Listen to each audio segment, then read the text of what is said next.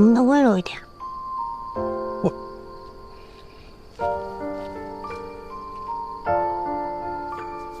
确实不是我想嫁的那种人，可是不知道从什么时候开始，我一想到你就会想，觉得害怕的时候，就忍不住想你的名字。34，我喜欢你，不管未来如何，我就要和你在一起。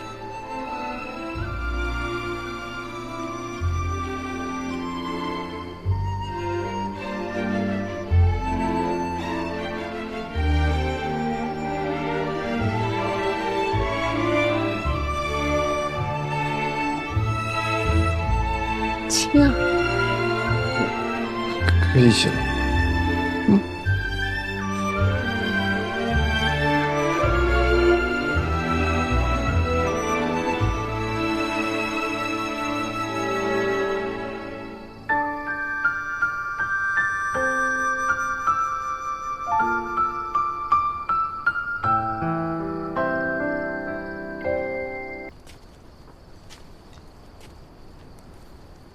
杨绛来送你的礼物。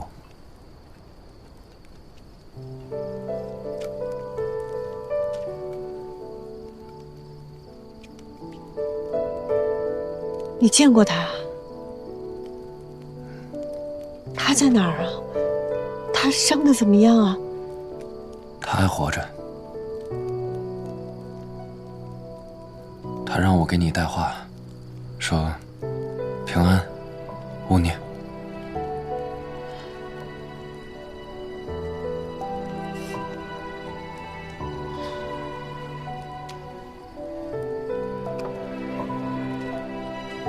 这是我们刚做的月饼，宜州人，人人有份。不必了，我全家都被牛姐杀了，修言可能这辈子都团聚不了了。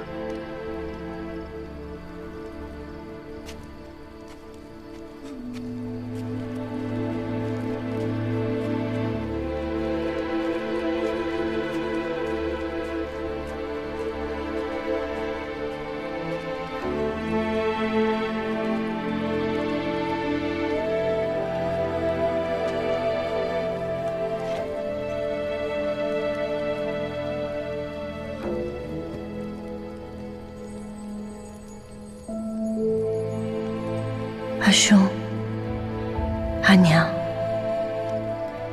你们一定要好好的，等着我，等着我们。我和杨静兰一定会回去。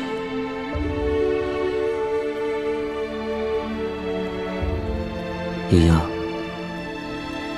别嫌我做的丑啊！送你的那个已经是最好看的了。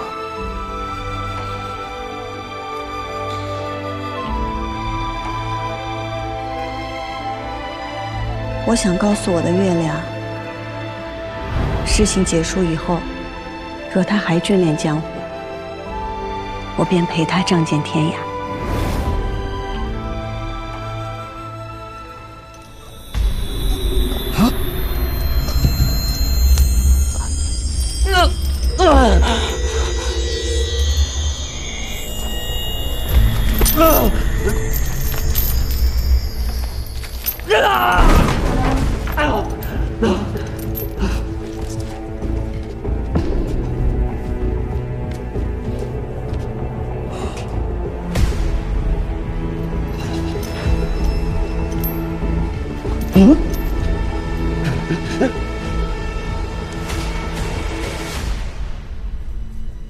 杨警官，怎么样？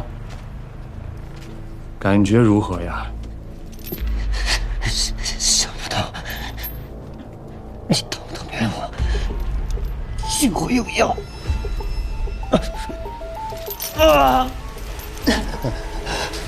是啊，本王知道，对杨警官严刑拷打没有什么用，所以啊，本王只能用这种剑走偏锋的方法来撬开你的嘴。你想知道什么？有什么计划？我说了，你会死。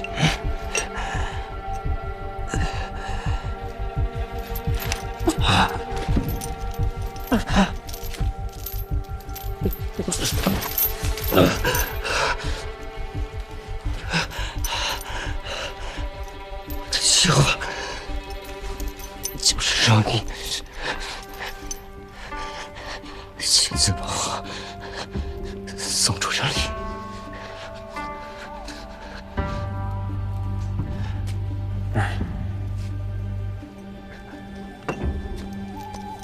杨金兰，你别忘了，现如今你在南诏，无论你怎么布置，你都飞不出本王的手心。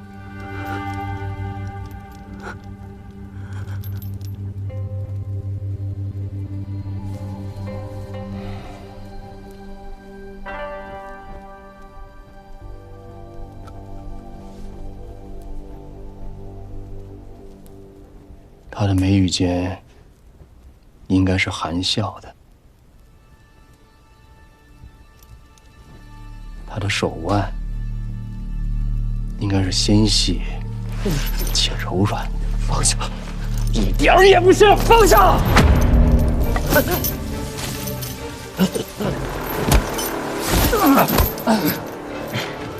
你是不是感觉自己身上有千万只蚂蚁在啃食你，在撕咬你？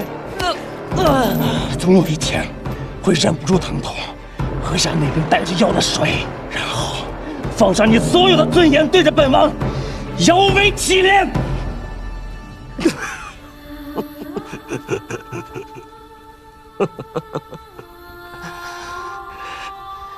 你当我是赵九元？是，那又怎么样？在这暗无天日的房间里面，只有药水陪着你。无论你的骨头多么的硬朗，他们都会自己折断。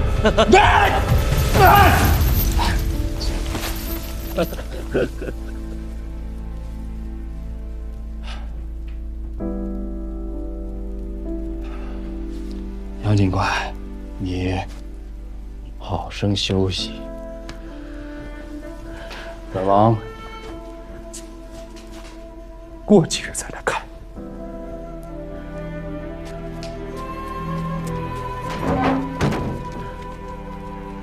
莹莹，别怕，我一定会想到办法。我一定带你离开这儿，回到益州。等我。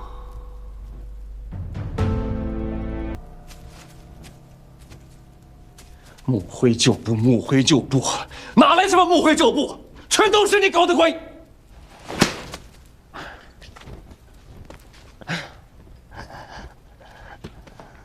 按照牛景的秉性啊，这帮人不是被他收了，就是被他杀了，哪来这么多人来南诏报仇啊？是没有。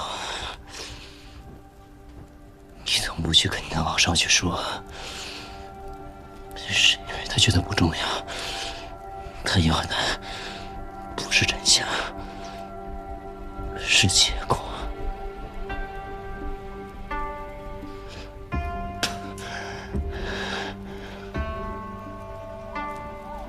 如果我能平息边关之乱，你给我什么好处？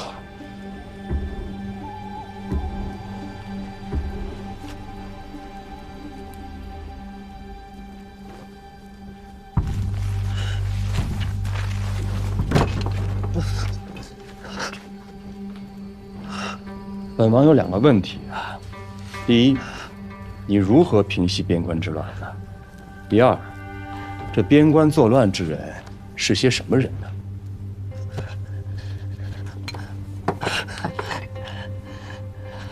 碗干净的水。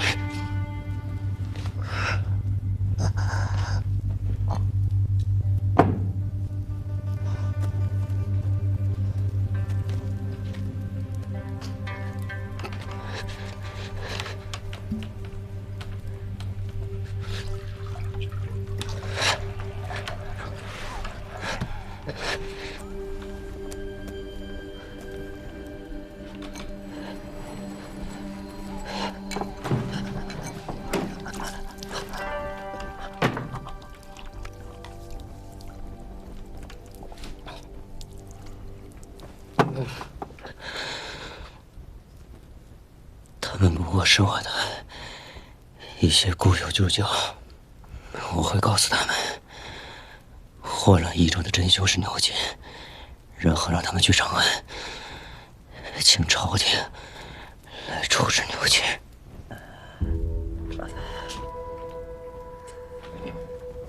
如今任何行吗？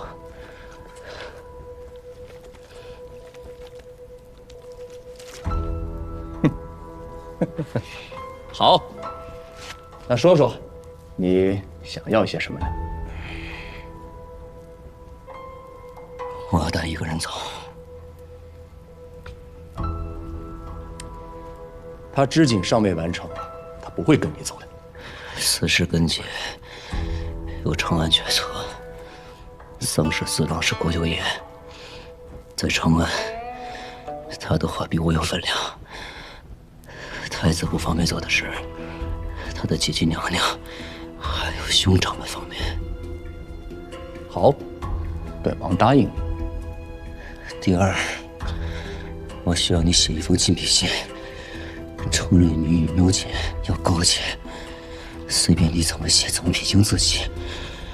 我要让朝廷决定，牛姐与你有私交。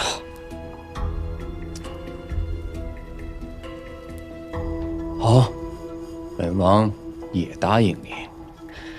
第三，临走之前，我要与我夫人见一面。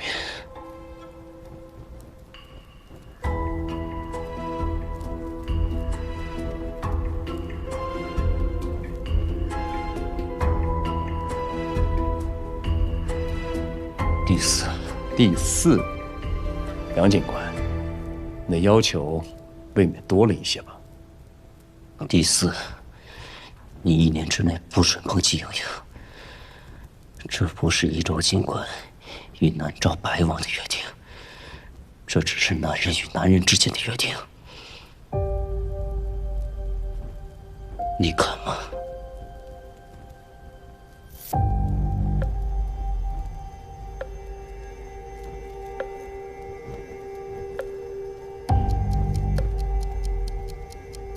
本王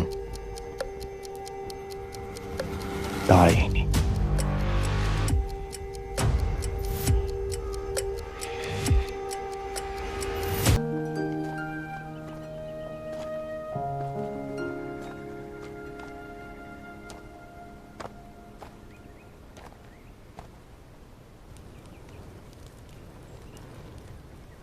本王说了让你见，但是并没有说怎么见。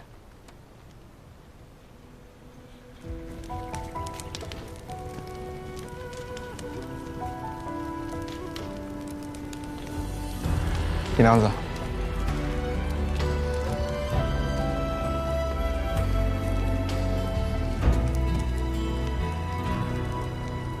谁将情丝都写成告白，藏在眼神中娓娓道来。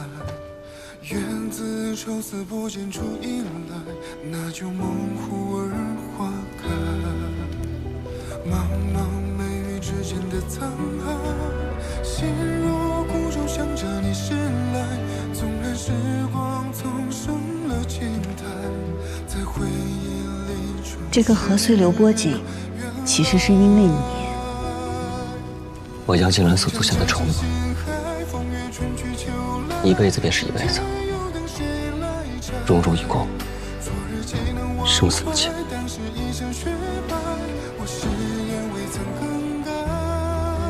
天涯要似彼岸，金兰流水记载，这戏怎能不圆满？花似锦花开，何惧岁月无碍？愿余生不必再伤怀。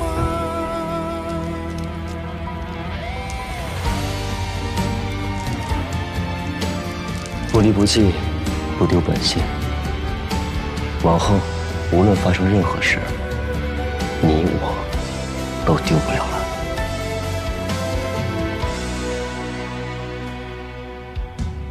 莺飞草长，崎岖树当外，水色涟漪和随听风来。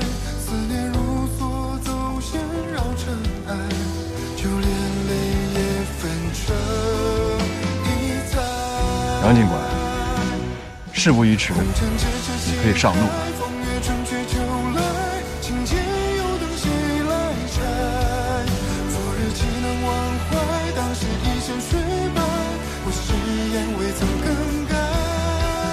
天涯遥思彼岸，江南流水记载，这戏怎能被掩埋？风霜当前无碍，护你一生期待，看雪花风吹又归来。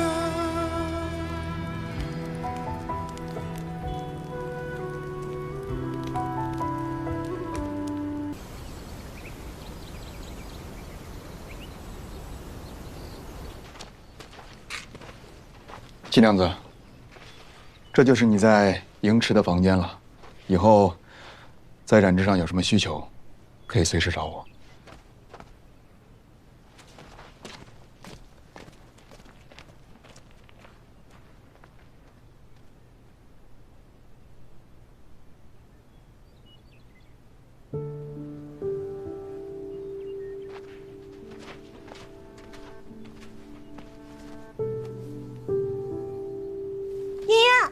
英英，英英，真是呀！英英，你挺好的吧？盛梦泽他有没有对你？对，你们先聊，我把你们看着。快坐，先坐。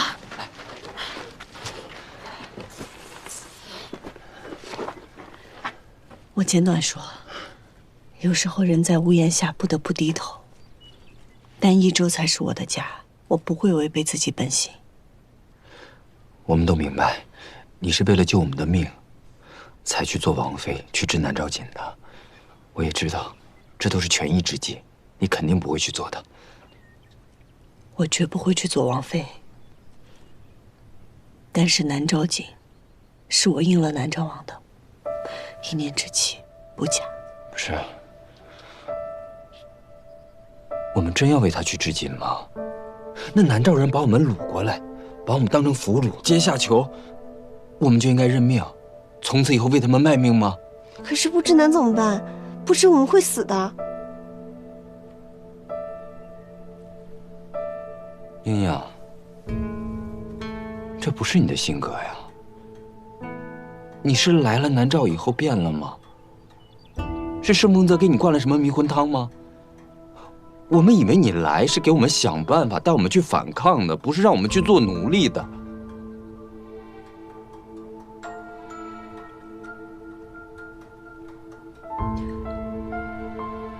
我们现在的处境，就是待宰的羔羊，没有一点办法，唯有一赌。所以，我跟南诏王做了一个交易。是奴隶，又来斗了，快走！没用的东西！知道这些染料值多少钱吗？耽误了百王之心，罪该万死！给我打！住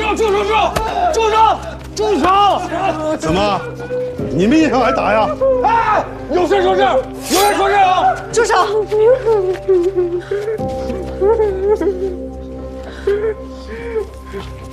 你们南诏王上亲自与我做了买卖，这是他亲笔所写。我们为他织锦，他送我们回家。我们是你们南诏请来的匠人，不是奴隶。你要违背你们王的旨意吗？哟，这不是未来的王妃吗？你少胡啊！爷不是吓大的。是真是假，你大可以将你王上请来，让他断个明白。你算什么东西啊？不过是一群被掳来的贱民。王上是你想见就能见的。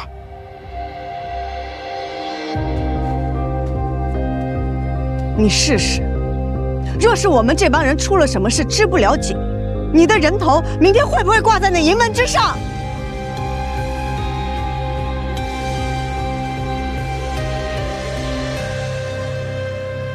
不愧是白王未来的王妃啊，事事为了白王着想。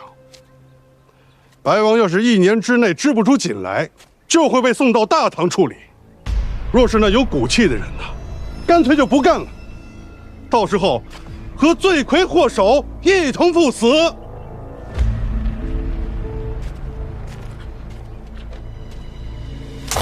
哎，干什么？哥哥，别！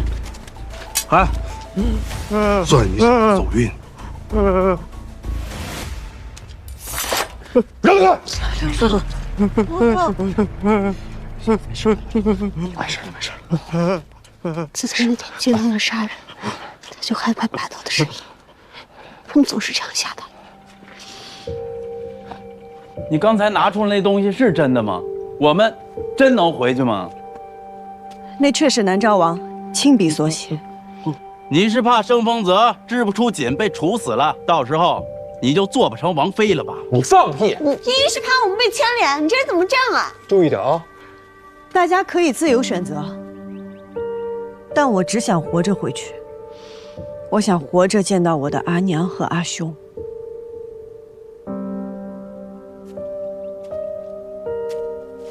走，走，老刘。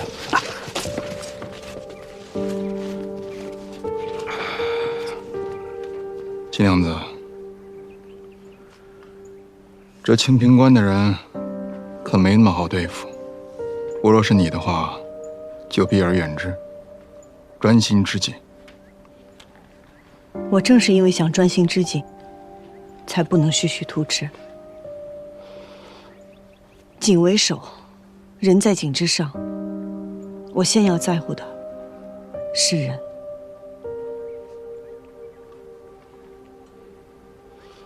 走。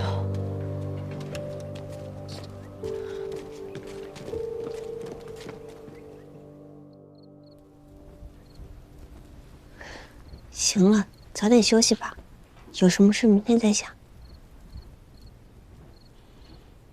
你们这几天到底还经历了什么？是不是就算赤虎留下，也不能阻止杜衍他们刁难你们？清平关派的那位守卫长，明争暗惩，羞辱折磨大家。只要无关生死和染丝，赤虎是不会管的。所以现在大家要么就像三郎一样，心里有气但没有办法；要么就和六郎一样，委屈或者麻木。怎么又这样啊？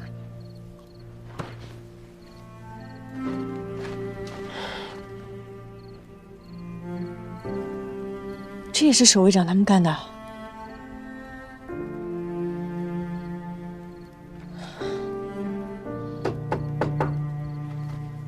谁？对了吧？我14来了。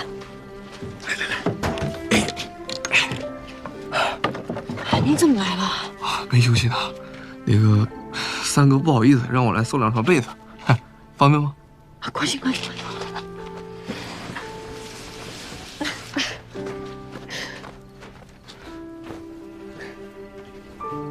看来他们不是一次做这种事情了，我得想个办法把他干掉。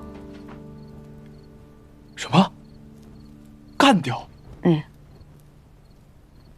好了，不早了，你快回去睡吧。不，谢谢你们的被子。那我先回去了。哎，你们那边被子够吗？我们够。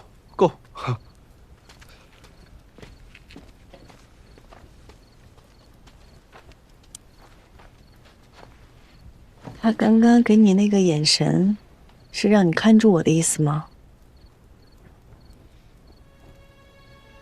默契见长啊！这段时间，他帮了我很多。患难见真情。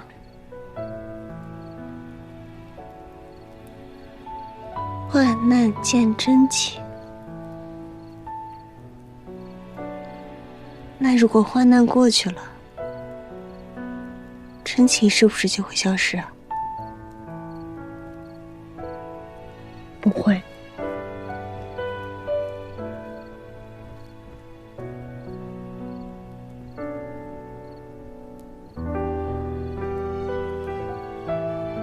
月亮要圆了，好像快到中秋了。中秋。从离开益州开始，我便每日从衣上扯下一根丝线，每10根结成一束。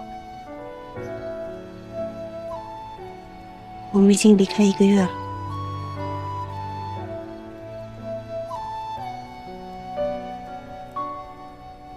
丝线。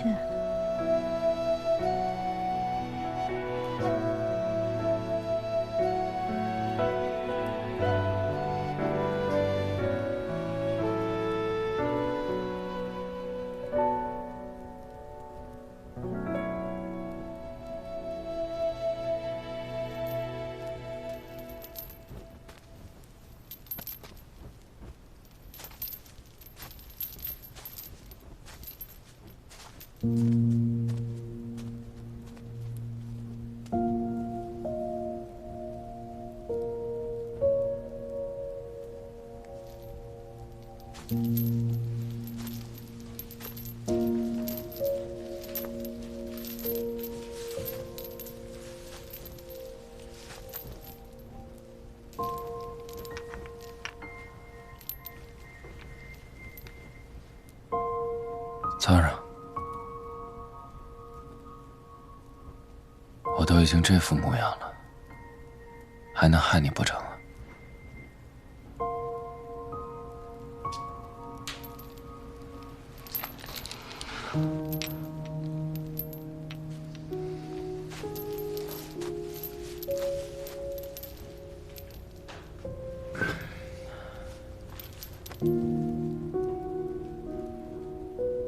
你从益州来啊？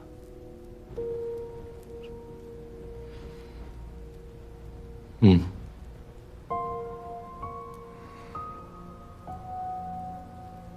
我家人可好啊？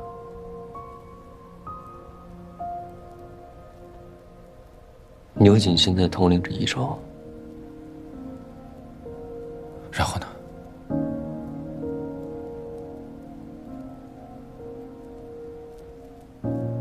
牛瑾说，是你赵家勾结南诏，将南诏的兵马引入城内，他先斩后奏，将你赵家上下无一幸免。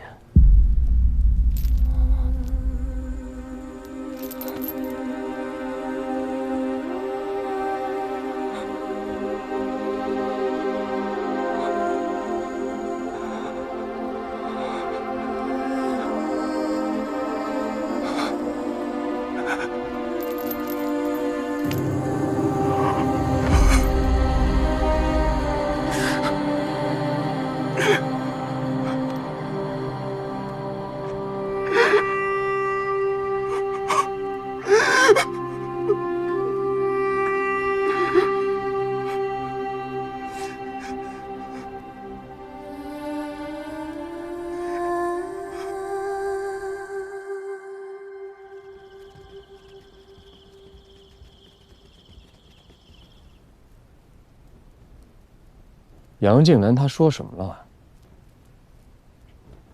他什么都没说，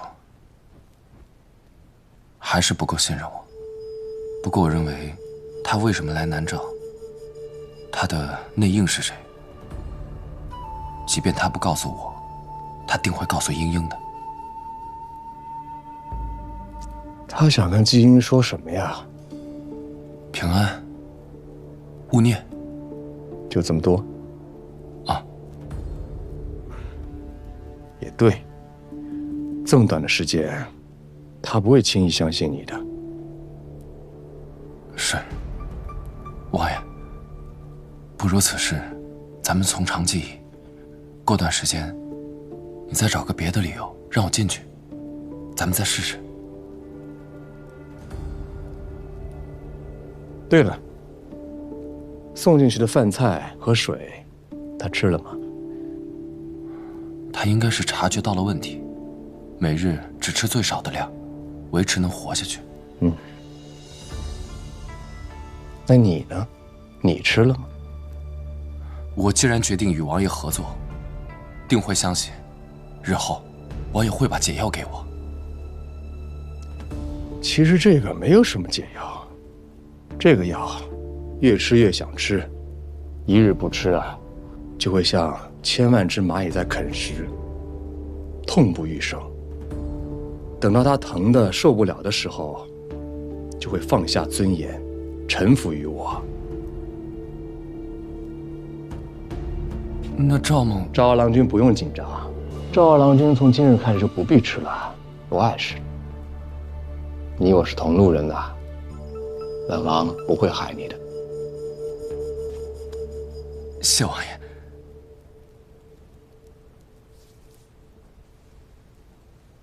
赵猛还有一事相求。说。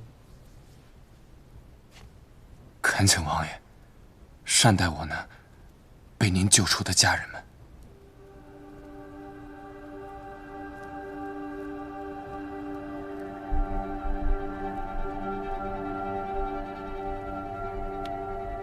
本王既然救了他们，自然会善待他们。做牛做马，在所不惜。你还想要什么？一并说出来吧。赵某别无他求，只想在王爷身边踏实做事，做南诏的人上人。毕竟这样，还能够时常见到英英。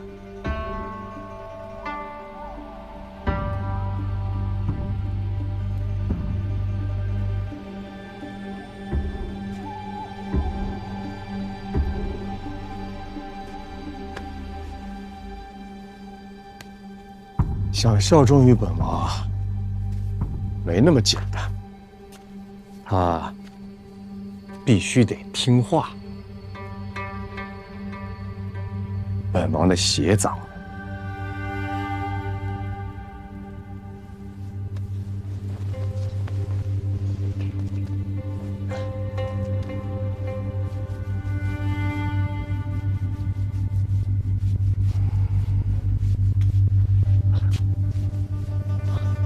本王知道，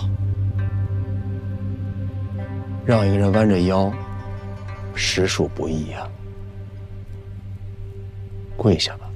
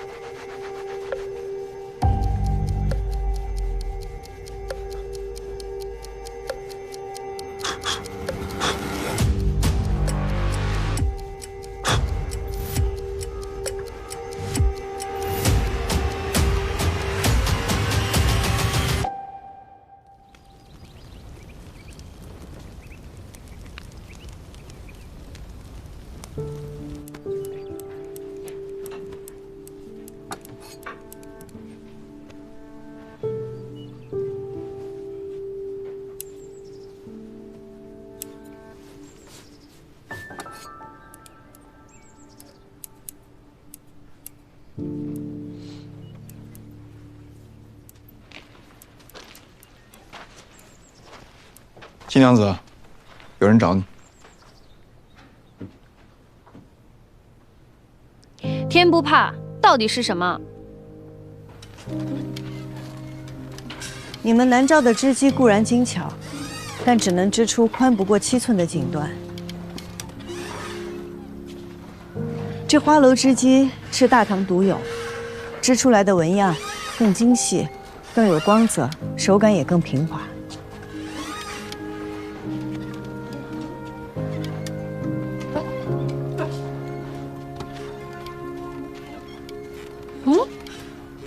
这是我们南诏的丝绢，这还是你的衣服给我的灵感。南诏的纺织业有自己的特色，我们既然要做南诏锦，是可以相互借鉴学习的。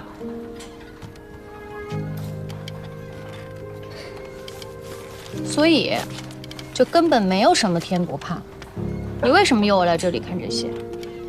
想要织出上好的蜀锦，需要上好的蚕丝、精心的染色、精美的纹样设计和优秀的织工。天不怕不是一种叶子，是一套完整的流程，是大家的齐心协力。这就是我的天不怕。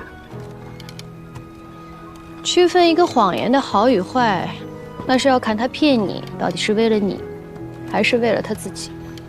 你会来，是因为你不想放过任何一个可能，是因为你太爱那些蚕，爱锦。我说过，我和你不是一种人，咱们不可能同路的。你去找盛丰泽同路。我跟他没法同路。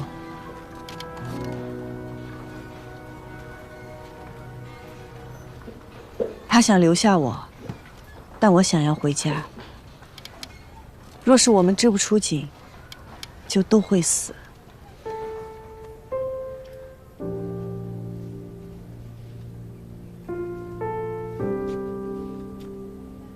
干嘛呀？用情感绑架我啊？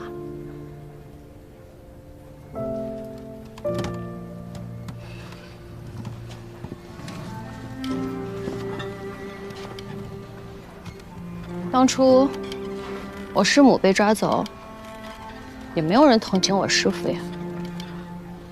嫣嫣，你要的东西准备好了。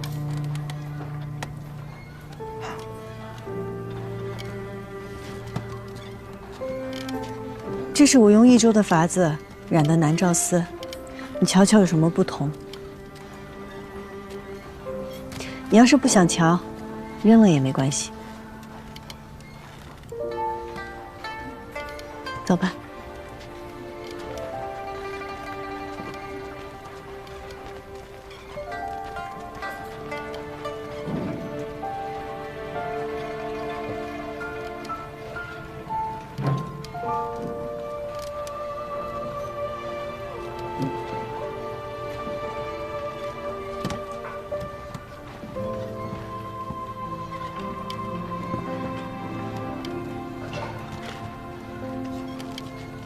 赤虎护卫长，有件事想请你帮个忙。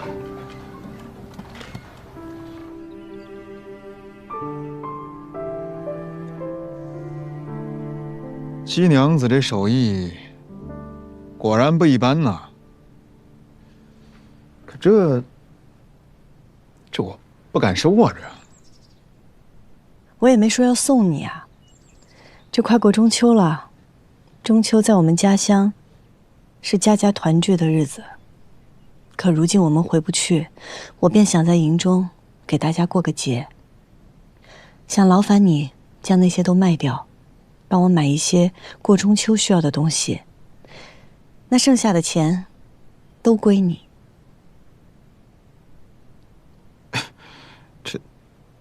哎呀，你其实可以禀明王爷嘛。他应该能准许的。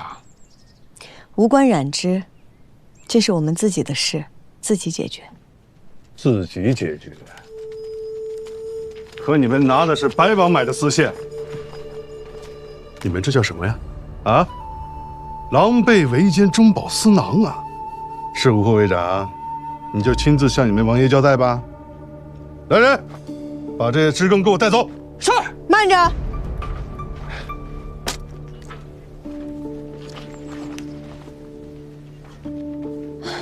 守卫长，你可知这绒花价值几何呀？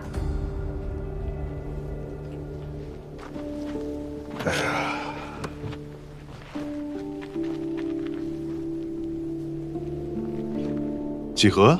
赤虎护卫长是知道的，这绒花在益州就价值不菲，而今在南诏更是稀少之物。对，这价格得翻好几倍呢。这东西这么值钱啊？自然。守卫长可想分一杯羹？哎，金娘子，这可不行啊！他凭什么分一杯羹啊？对呀，莹莹，不行啊，不能跟他合作呀。既然被发现了，只有合作才是最好的选择。闭嘴！合作？我说过要跟你们合作了吗？我完全可以把他们上交了呀。不合作也无妨，只是这些东西我们还没有往出卖，就算您上交上去，我们也可以说这是献给白王的礼物。我就是觉得有利不赚，大傻子吧。唉，这东西这么值钱，卖出去不会被发现吧？那绒花上面没有记号，也没有提名，谁知道它的出处在哪儿啊？怎么分？他6，你3，我要1分用来买花灯和做月饼的工具。凭什么他比我多1倍？按顺序，他比你先；按交情，他比你少折磨我们一些。就按能力，他也比你好往出运呢。东西我来运，我6他3，否则免谈。生意可以不做，但规矩不能坏了。他5，你4。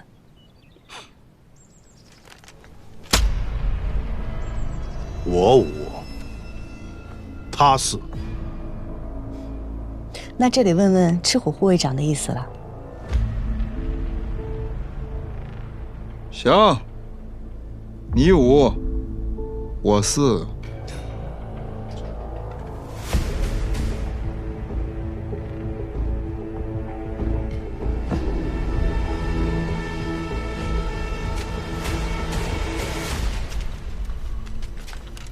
真的要这样吗？清平官不是要为难他们吗？一码归一码，钱我要拿，为难的事儿照样做。送出去吧。是，你们几个跟我走。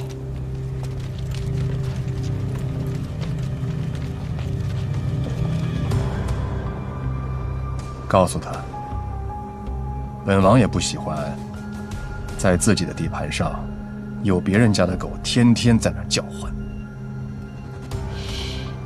不过倒是可以借这个绒花来将计就计啊。对了，他有提过杨静兰吗？未曾问我。基因曾经为了他父亲复仇，忍了10年。就以他的性格，嘴上越是不说，心里越是牵挂呀。忘掉一个人，确实需要一些时间。虽然本王杀不了杨景兰，但可以让他生不如死。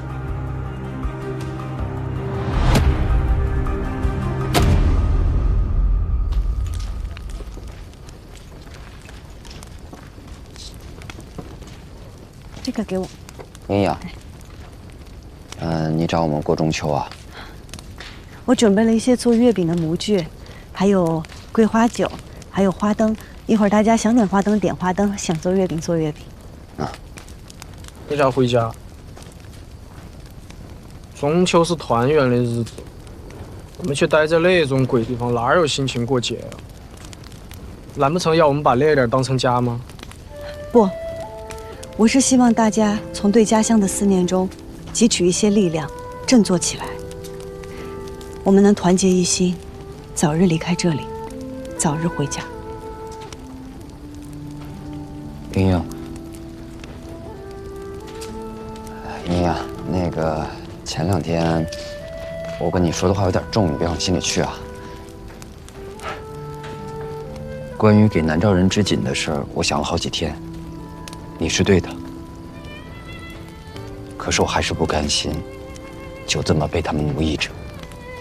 我也担心，人一旦跪下了，就算我们回到家乡，怕再也站不起来了。就像今天的月亮，被云遮住了，就不亮了。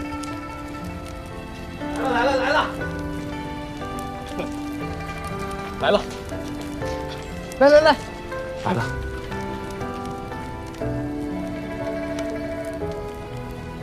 我全都叫上了，挨家挨户叫，没有一个缺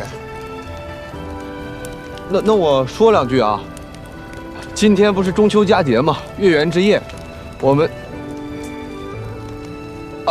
虽然没有月亮啊，但是呢也不重要，我们大家在一起过个节。没有月亮，证明这个中秋节你们也不配过。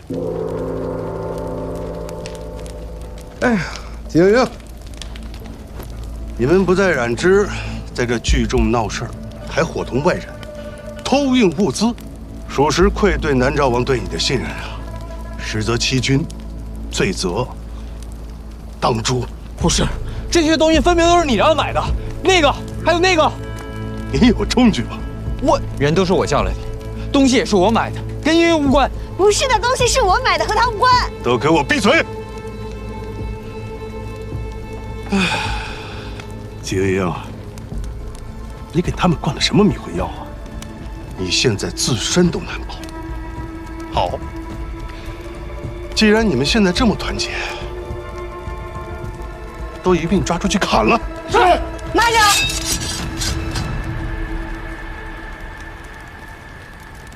守卫长，你来的正好。申公子，我知道你在，出来救人。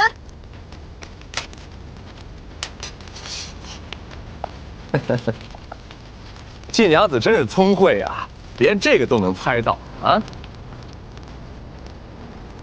赤狐在，拿下，拿下！王爷，属下犯了什么罪？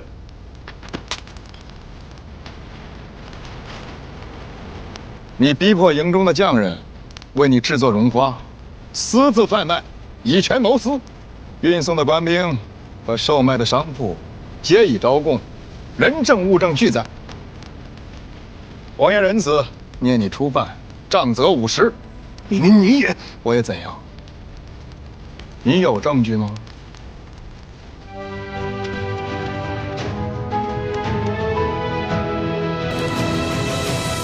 好，贩卖绒花的事儿我认，但那是我托人从义中买的，与这营中匠人无关啊。那绒花名唤朱颜驼，是我染出来的。只不过前几日我嫌它有些单薄，在南诏做的每一朵里面我都夹杂了一些浅色。你若是去益州能找到相同的配色，那算我污蔑你；你若是找不到，那就乖乖认罪吧。好啊，你们从一开始就算计我。带走。等一下。白皇殿下既然要惩处他，那可否让我们这些被他欺负的苦主报个仇？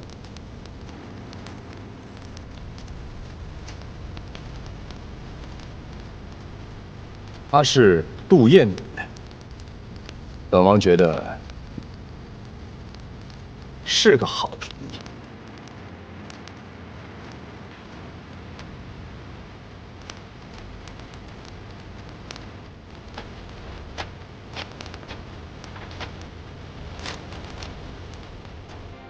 替我去揍他2拳，也替你自己，替所有的家人出个恶气。揍他！去。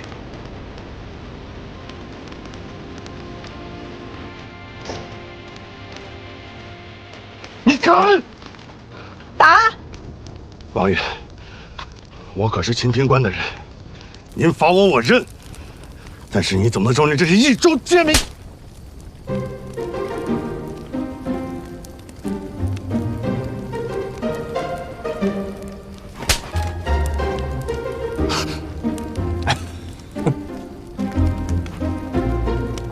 贱民？啊，谁是贱民？谁贱民？谁贱民？谁贱民？兄弟伙，谁贱民啊？谁贱民啊？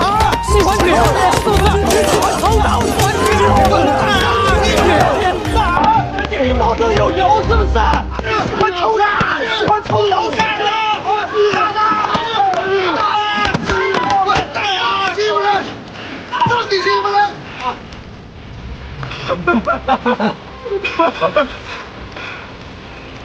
走。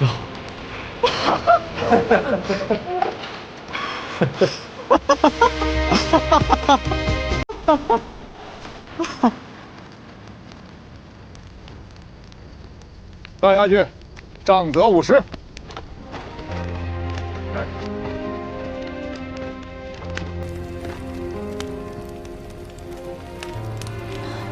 百王殿下，我们既在这里织锦，可否应该给我们相应的做工条件？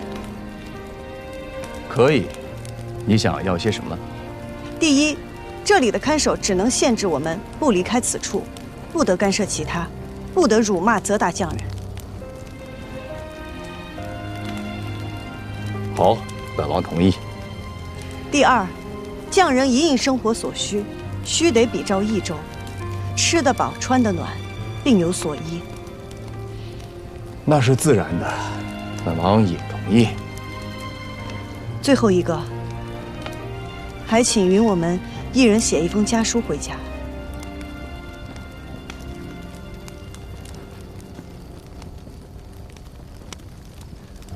这一条，本王可能答应不了你们。你们是有所不知啊，现如今的益州是牛景说了算，他自封节度使。别说是南诏的书信了，就是长安的书信也是送不进去的。不仅如此，他对益州的景业横征暴敛。现如今这益州匠人啊，过得比你们可差多了。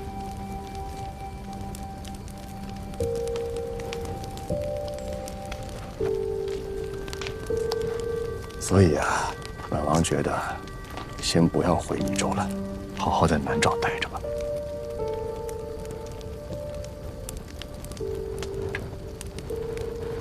可益州再乱，那也是我们的家，我们终究是会回去的。你知道本王为什么不趁着今日这么好的机会，把杜衍的人给赶走吗？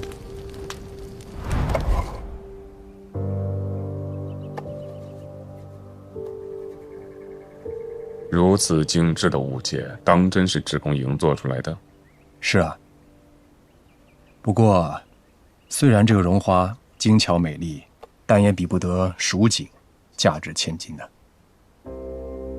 现如今，织工营当务之急，最重要的就是织出我们南诏锦。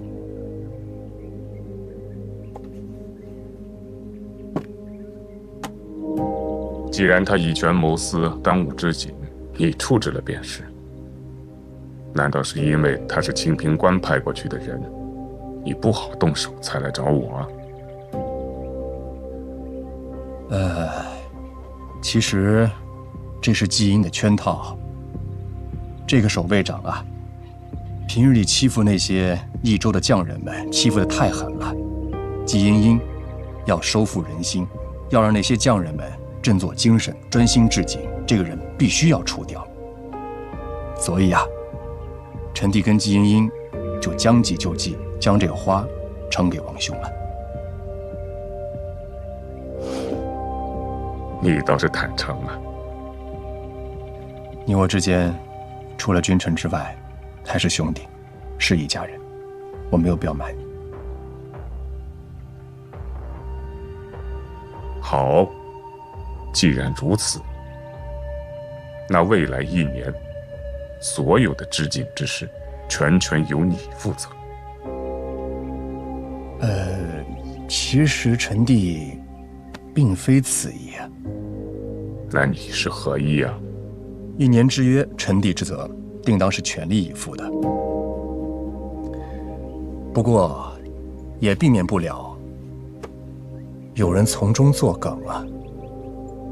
所以，臣弟想和清平关携手，竟若是织成了，同赏；若是织不成，同罪。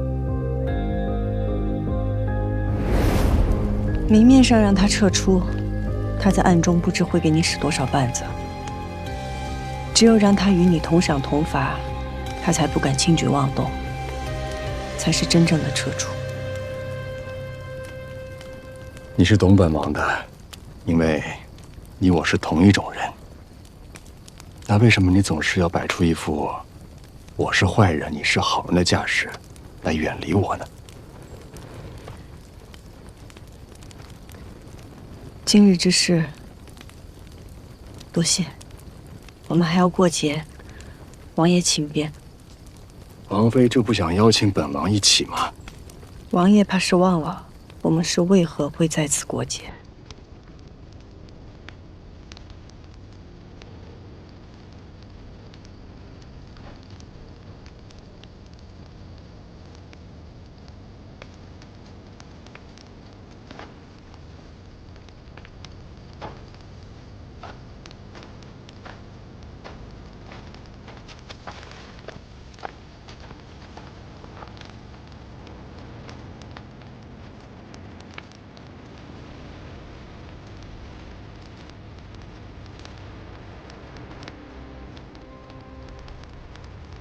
诸位，我相信一国之王定不会食言而肥。我能做的是争取最大限度的自由和尊严。我想拼尽全力将锦织成，带大家回家。大家可愿信我？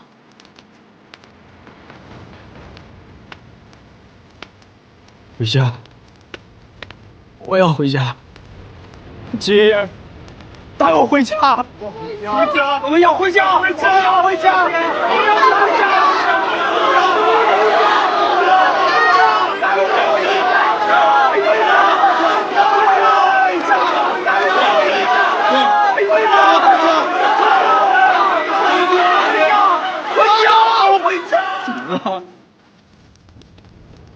你们看，月亮出来了。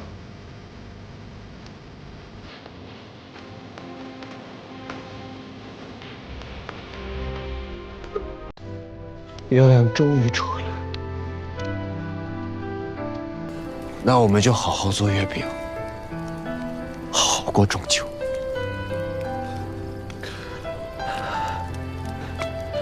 从今天起，让我们大家齐心合力，一同染制。不管是在益州还是在南诏，我们看的都是同一轮月亮。既然寄不成信，愿以明月寄相思吧。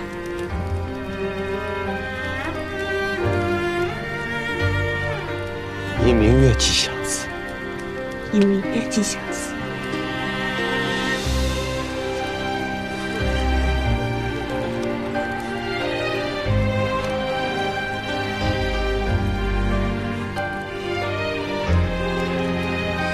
那我们过节吧。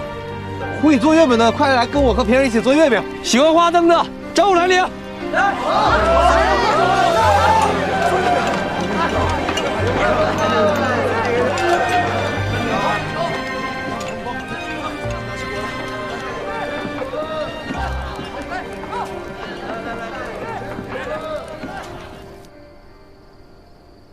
其实我们家做月饼比这讲究多了。我们家和面省一共3个，就做馅的省5个。咱们就说这个面皮儿，面皮儿就要叠上那个9981次，每叠一次呢，就要抹一层猪油，这样烤出来的月饼才酥香松软。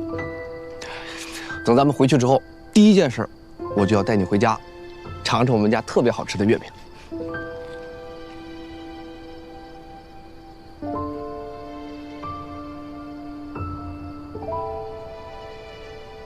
继续说。啊，还有馅儿，馅儿也挺多的。那就我来说吧。14。嗯，我喜欢你。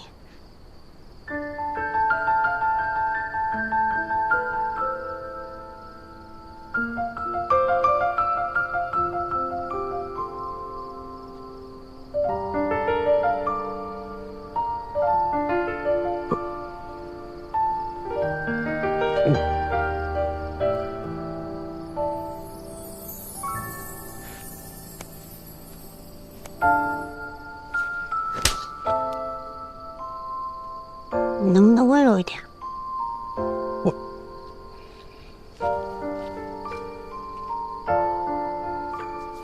确实不是我想嫁的那种人，可是不知道从什么时候开始，我一想到你就会想，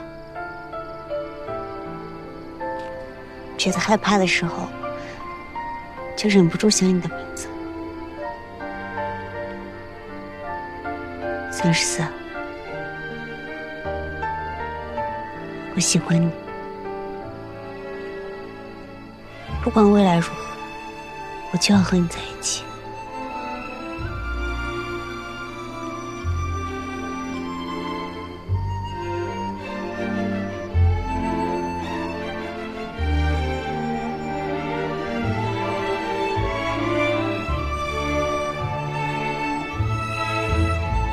亲啊，可以亲了。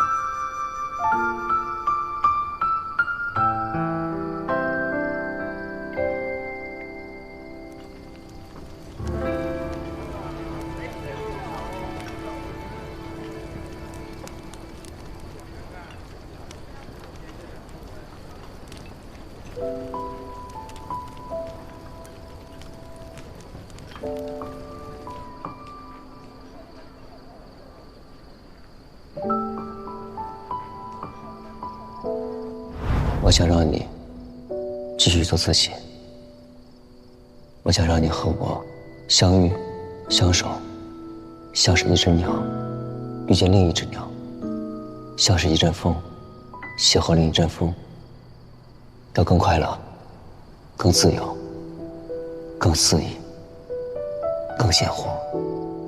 可是你在我心里不是一只鸟，也不是一阵风，是月亮。我这条夜路很长，原本打算自己一个人就走下去，可是不知从何时起，只要我一抬头，就能看到月亮。风霜雨雪，阴晴圆缺，它总是陪着我。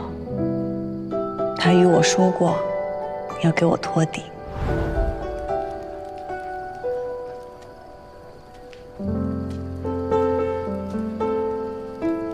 你好狡猾啊！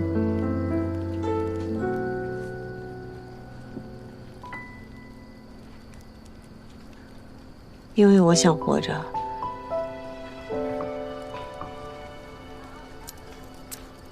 月饼，我买一个。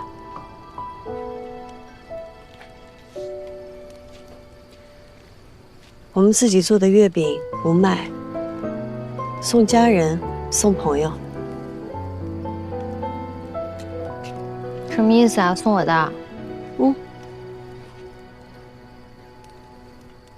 谢谢。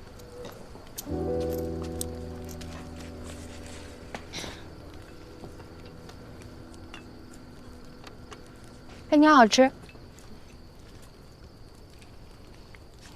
我师傅也说过，中秋赏月，想念家人。那你师傅还说过什么？你说来听听。他就是没说过，一周的女人如此狡诈。哎，我问你，一周好吗？对我来说，那是最好的地方。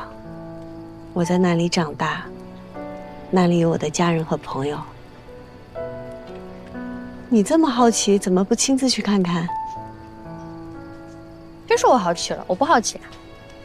你穿南诏的衣服，却研究益州的丝，就是因为你喜欢，你好奇。哎，不是，你怎么什么都知道呀？你是不是有益州的邪术啊？只有心无杂念的人，才能染出这么好看的颜色。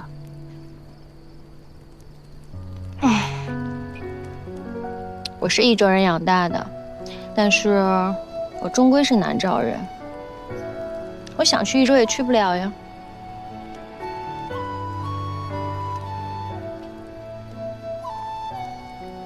你的衣服之所以和别人不同，是因为你结合了南诏和益州的染织技术。益州和南诏不一定要相互猜忌、打仗，其实是可以像你衣服一样交流融合，是可以做朋友的。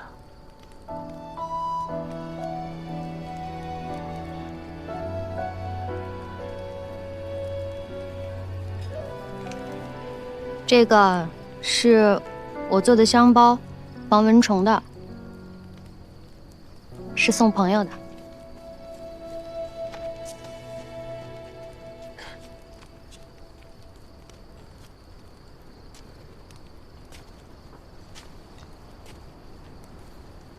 杨绛兰送你的礼物。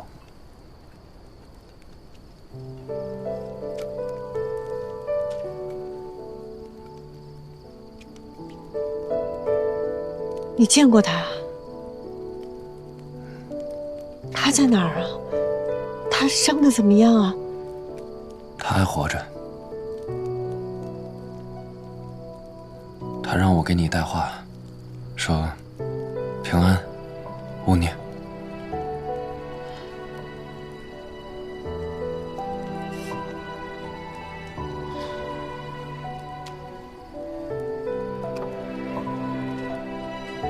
这是我们刚做的月饼，益州人人人有份。不必了，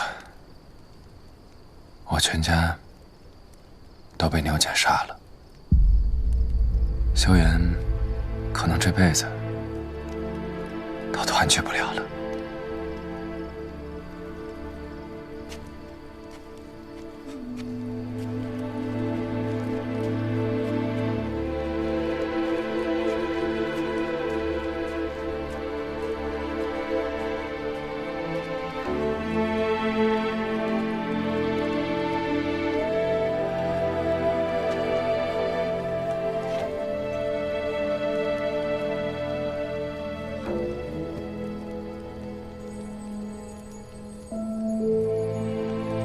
阿兄，阿娘，你们一定要好好的，等着我，等着我们。我和杨静兰一定会回去。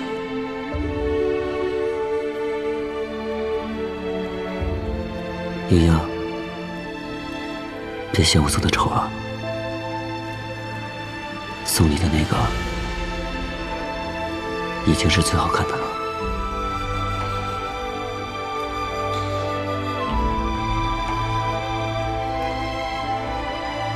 我想告诉我的月亮，事情结束以后，若他还眷恋江湖，我便陪他仗剑天涯。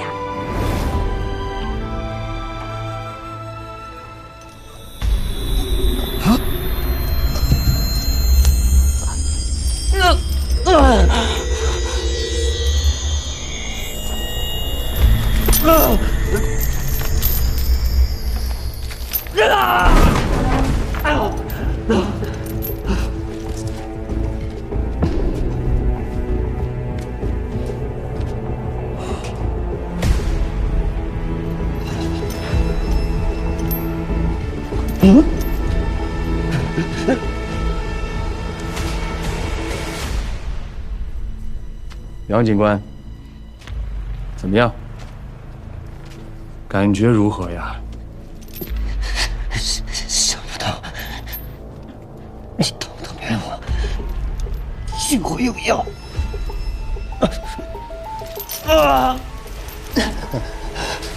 是啊，本王知道，对杨警官严刑拷打没有什么用，所以啊，本王只能用这种剑走偏锋的方法来撬开你的嘴。你想知道什么？有什么计划？我说了，你就会信。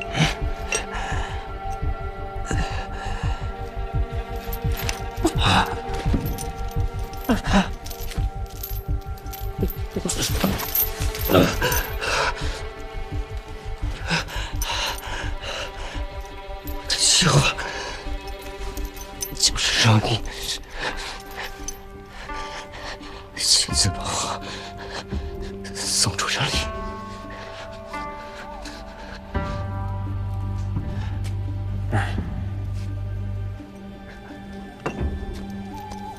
让你来，你别忘了，现如今你在南诏，无论你怎么布置，你都飞不出本王的手心。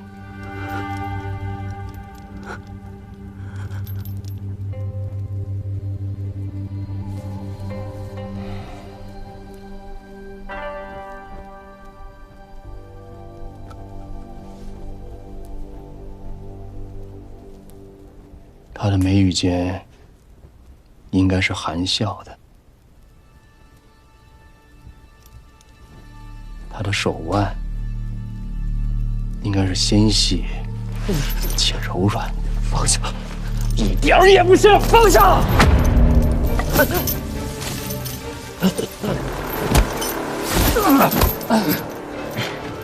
你是不是感觉自己身上有千万只蚂蚁在啃噬，在撕咬你？总有一天会忍不住疼痛，喝下那瓶带着药的水，然后放上你所有的尊严，对着本王摇尾乞怜。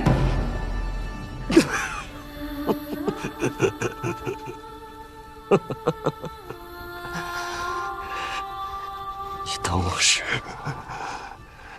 赵秀元？是，那又怎么样？在这暗无天日的房间里面，只有药水陪着你。无论你的骨头多么的硬朗，他们都会自己折断。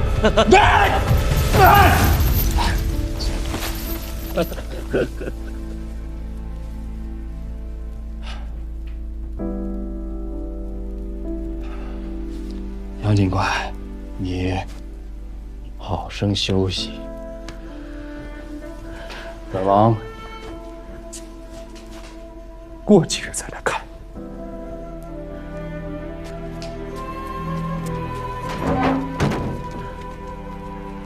莹莹，别怕，我一定会想到办法，我一定带你离开这儿，回到益州。等我。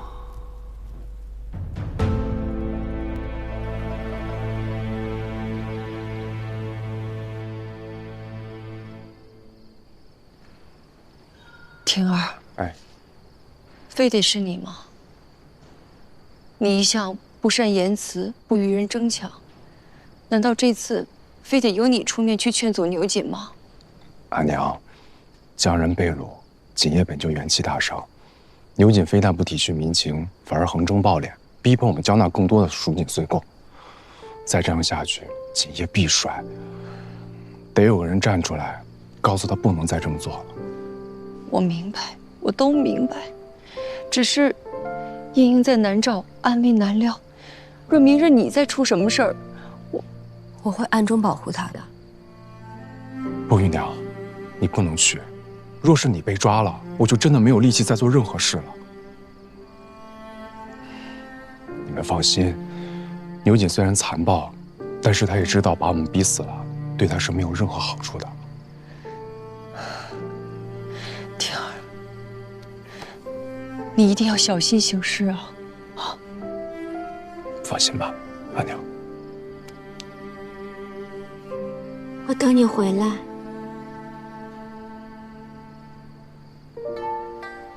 那我们敬明月，敬中秋，愿家家团圆，平安。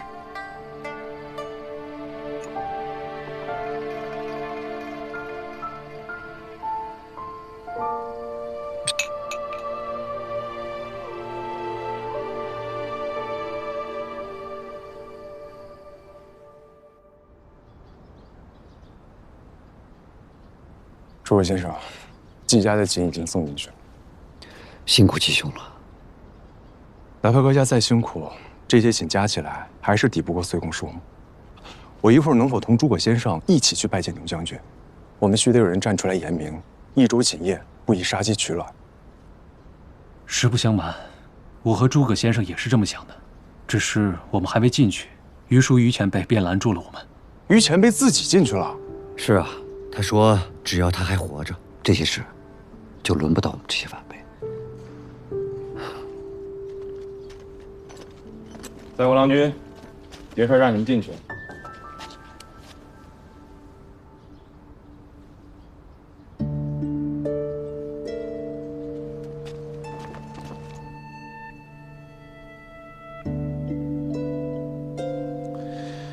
那于掌柜的意思是，本节帅的岁贡要多了不是节帅要多了，是当下益州景业职工流失，元气大伤，暂时不能满足节帅的需求。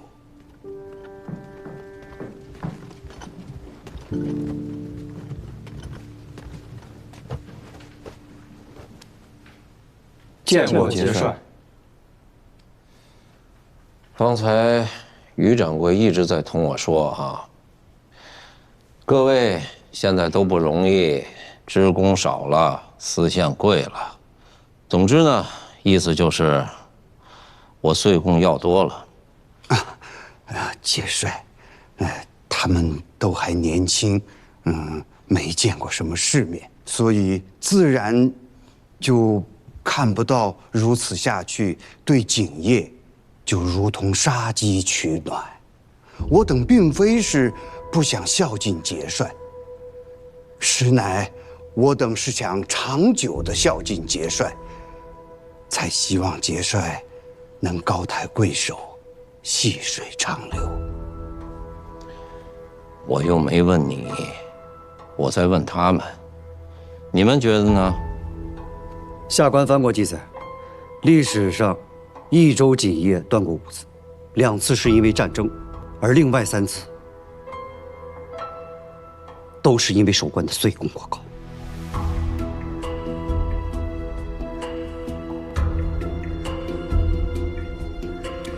你们俩呢？节帅恕罪，倾我杨家之全力，夙兴业美，也未能满足节帅的需求。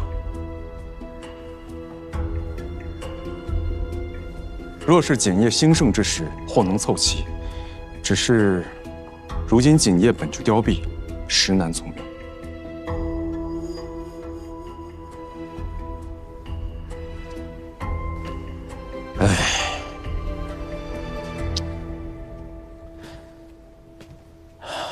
其实呢，你们也都知道，我赚钱的法子有很多，那我为什么会独独钟情于蜀锦呢？是因为年幼时家里穷得厉害，父母早亡，我与阿兄相依为命，同在一个富贵人家做工。阿兄不小心把那家夫人的锦衣弄坏了，就被活活打死了。从那天起，我就发誓，若日后富贵了，我定要依锦而行，视锦绣为玩物。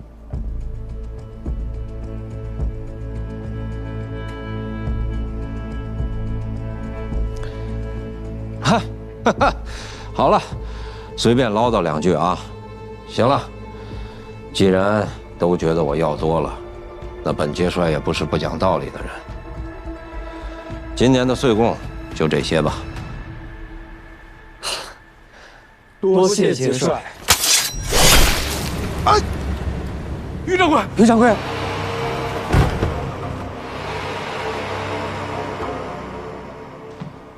刚才我的话没说完。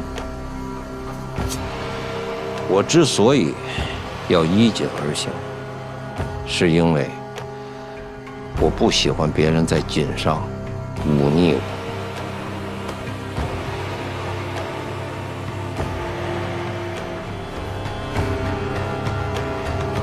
下次不能比今日再少了，也别那么多废话。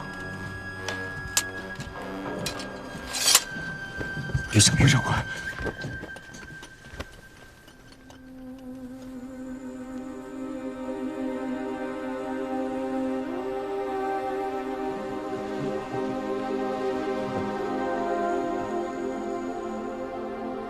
我于家去了。于家别放心，只要我们在一日，便会照样于家一日。别怕，来日方知。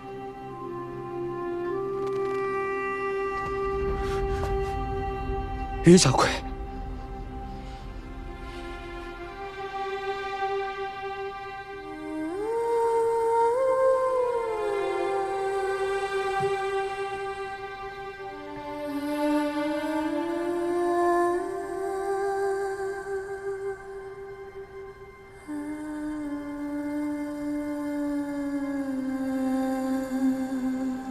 来日方知，我们得早做打算。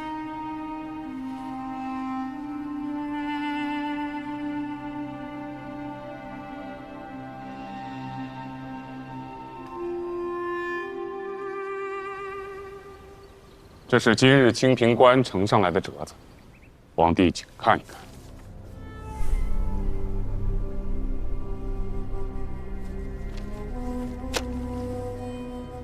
节度使穆辉不是我杀的，是牛景栽赃陷害。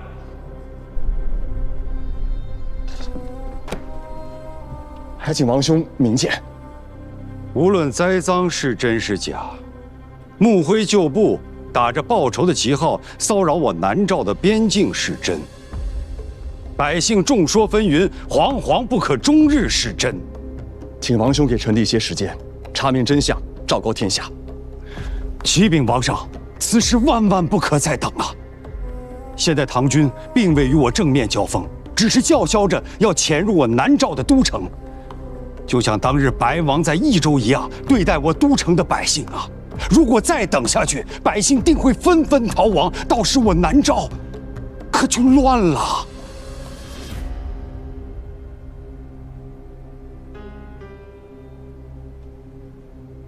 这唐兵以复仇的名义作乱，恐怕现如今最不安全的便是王帝你。不如这样，你迁入孤的行宫，那里毗邻山海，人迹罕至，又易守难攻。且孤会派兵前往，昼夜巡逻，保护你的安危。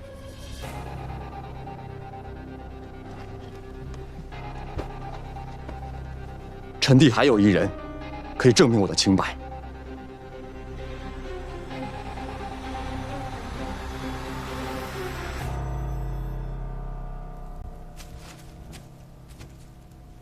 穆辉旧部，穆辉旧部，哪来什么穆辉旧部？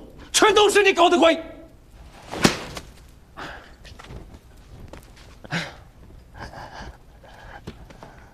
按照牛景的秉性啊，这帮人不是被他收了，就是被他杀了，哪来这么多人来南诏报仇啊？是没有。你怎么不去跟你的王上去说？是因为他觉得不重要，他要的不是真相，是结果。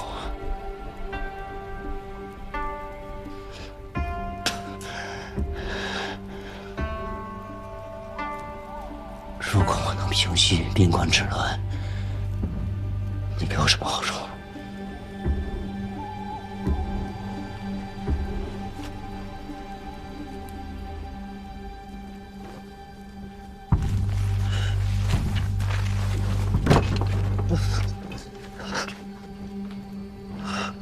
本王有2个问题啊。第一，你如何平息边关之乱呢？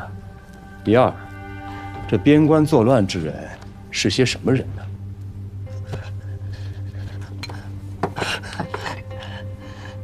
给我碗干净的水。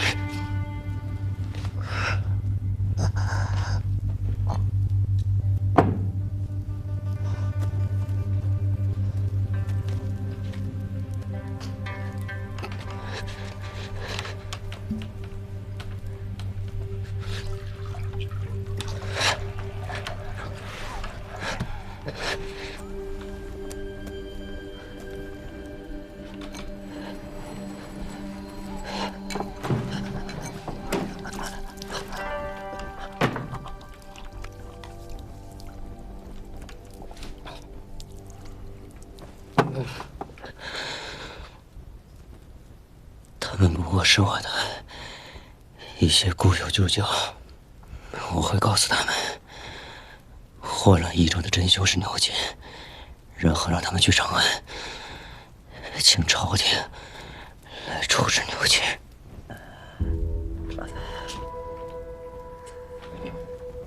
如今忍了行吗？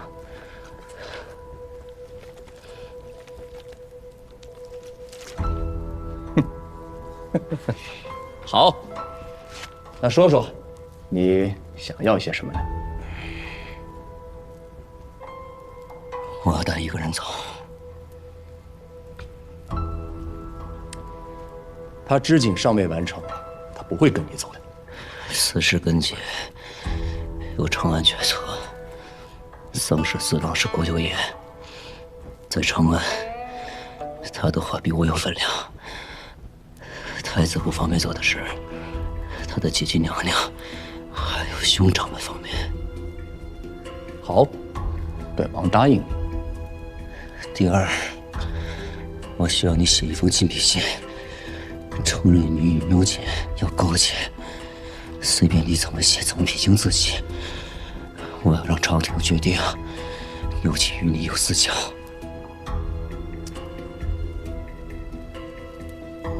好，本王也答应你。第三，临走之前，我要与我夫人见一面。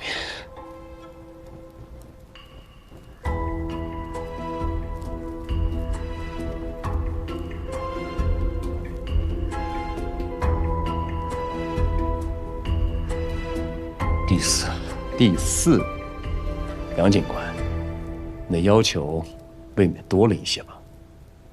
第四，你1年之内不准碰季莹莹。这不是益州警官与南诏白王的约定，这只是男人与男人之间的约定。你敢吗？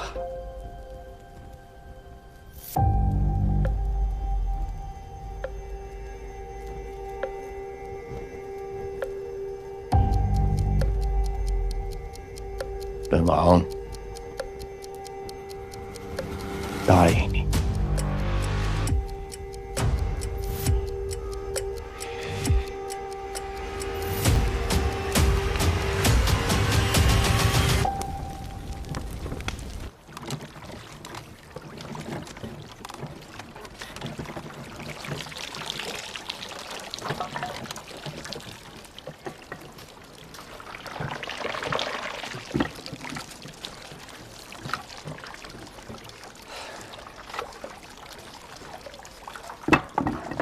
哎，那个，我说了多少遍了啊，一定要等水沸的时候再放丝。你怎么又提前放了？你看看这颜色对吗？你脖子上顶的那个是木头吗？这不是你们益州的蚕丝，就得按照我们南诏的染法染。你是听不懂啊，还是听不清啊，还是傻呀？谁傻呀？谁听不懂啊？蜀锦就要用蜀地的方法染才对啊！你做的是南诏的锦，用的是南诏的蚕，你就得按照南诏的规矩来。我们南诏有好蚕有好锦吗？用南诏的方法。我做的都是好蚕，我喂的都是宝宝的。哎呦，二位莫要争吵，我刚设计了新图案，既需要蜀地的颜色，也需要南诏的新色。莫不如二位都试试，咱们拿结果说话，如何呀？行，你等着，我会让你看到匠人和木头的区别。真木头。哎，不是英英，你看这个糟糕的南诏人，我已经很努力的有礼貌有风度了。你看，艺术交流嘛，免不了切磋碰撞。行，跟他好好切磋切磋。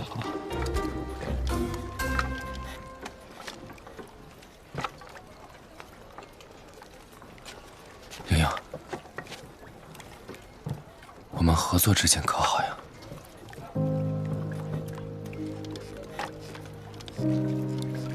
好，在这里我们不计前嫌，一切只为织锦回家。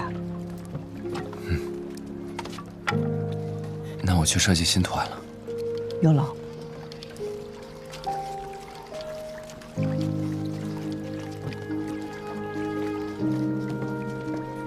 季娘子，有人想要见你，请。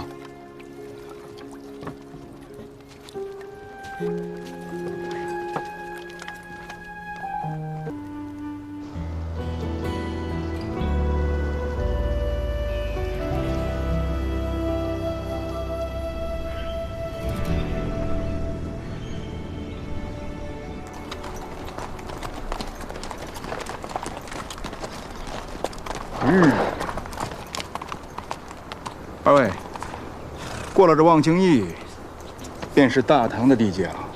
后面的路，是生是死，就看二位的造化。告辞。不是你，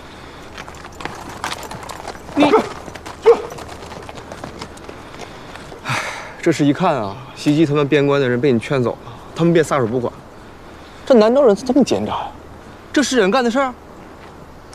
史策，前面的路就靠我们自己走了，你怕吗？哎呀，怕也得走啊，也都答应平儿了，要安安全全、风风光光的接他们回来。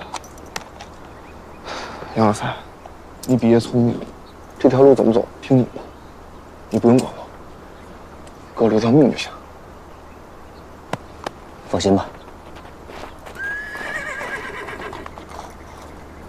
杨敬林，哎，你怎么在这儿？哎，这么没礼貌呀！见到我不知道叫阿兄。行了，我问你，你现在还是个逃犯身份，这前面关卡重重的，打算怎么去长安呀？所以，阿兄有办法。现在知道叫我阿兄了。行，我告诉你，自从知道你去了南诏，阿爷便组织了一支商队，我们一直等在前面两邦交界处的驿站里。你什么时候出现，我们就什么时候启程去长安。对了，给你做的新闻碟，拿着。与逃犯同路，阿兄就不怕被牵涉其中吗？你做的事儿，我都知道了。不愧是我们杨家人，我佩服你。但是我也姓杨，忠孝仁义我也学过。这一周，不光是你家，也是我家。谁不想回家呢？好啊，那咱们兄弟速去长安，一起回家。走，回家。走，走。驾！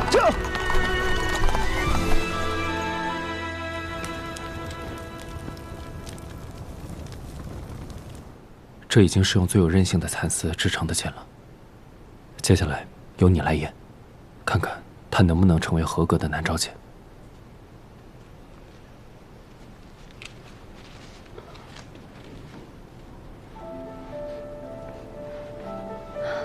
图案清晰，色彩明艳，花型饱满，织造没问题。